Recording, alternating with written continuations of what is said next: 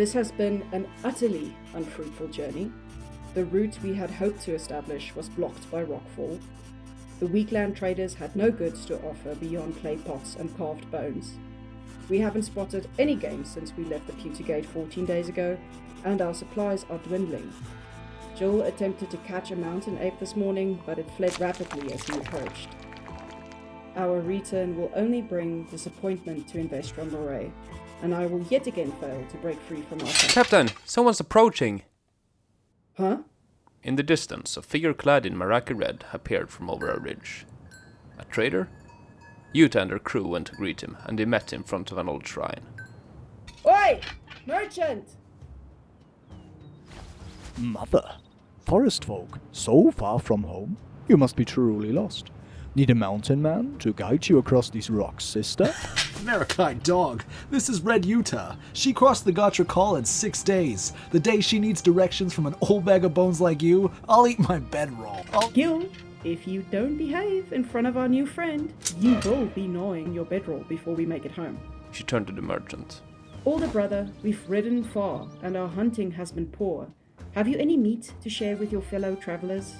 I am Red Yuta Westwood, famed adventurer and accomplished zoologist of Little Lapley, as my friend led on. Maybe you've heard of me?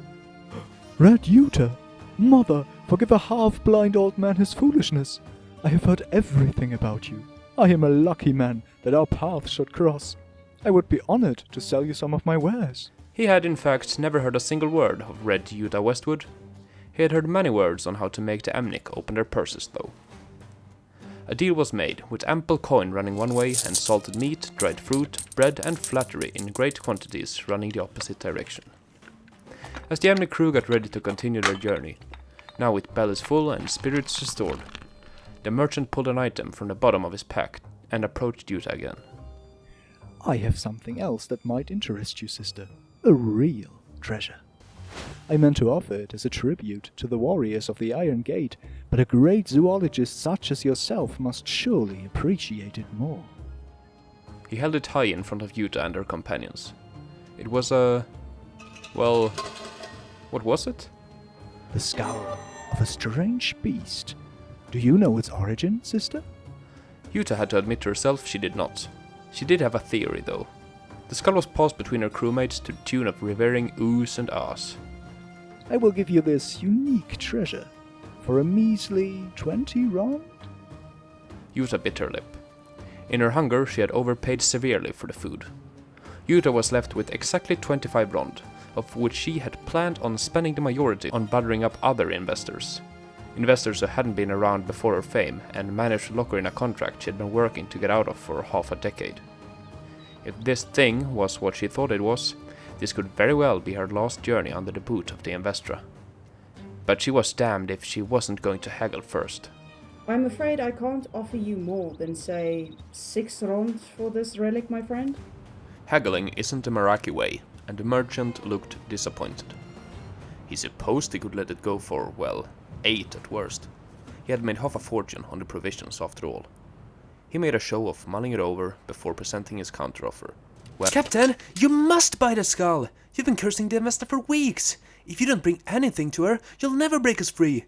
Right now that thing is positively priceless to us. It's... Shut it, Leo!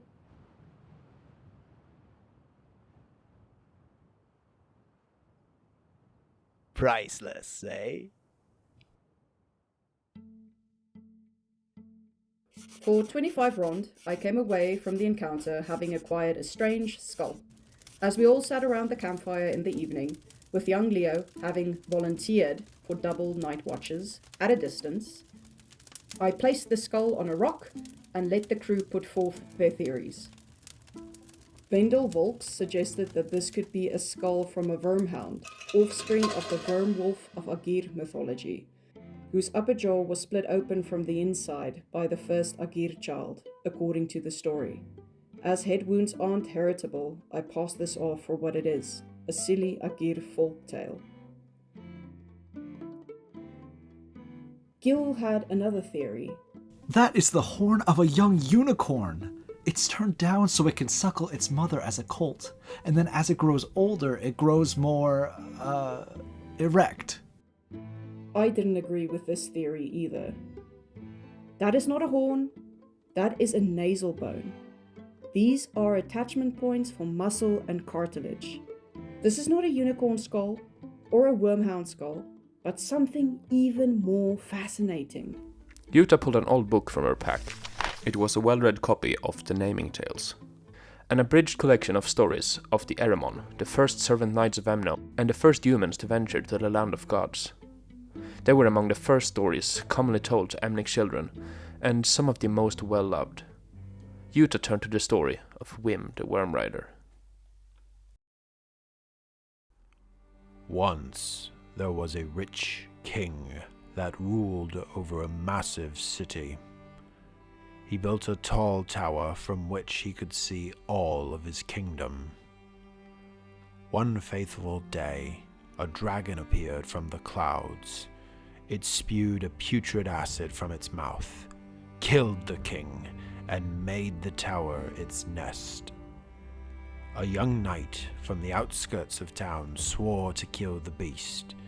He climbed the tower and thrust his sword deep in the monster's chest. He took none of the gold. This he gave to the people of the kingdom. He only wanted the dragon's egg. The egg hatched and a small worm crawled out. Instead of slaying it, the knight raised the creature as his companion, and the two went on many adventures together. Yuta pointed to the snout of the dragon in the illustrations, and then to the skull. They all agreed they'd never seen another creature with an appendage that would match the skull any closer. While this theory was certainly the most spectacular one, it was also presented by the leader of the crew, and the one that paid their wages, so they all agreed rather quickly. It was decided they should present the relic to the Investra as a dragon skull. A week later, they arrived in Lackley, and Yuta sent Leo to fetch their investor. Red, what a pleasure. Leo has been telling me you have something spectacular to show me. Indeed, Investra. Yuta said, putting on her most theatrical voice. This might be the greatest archaeozoological find west of the Kermes. A piece of history, of legend. The skull of a... Taper. What? Yes, a tapir. The pig with the big nose. You thought I didn't know that? Very funny, Red. Do you have anything of value to show me? Yuta? Is that how you got your name?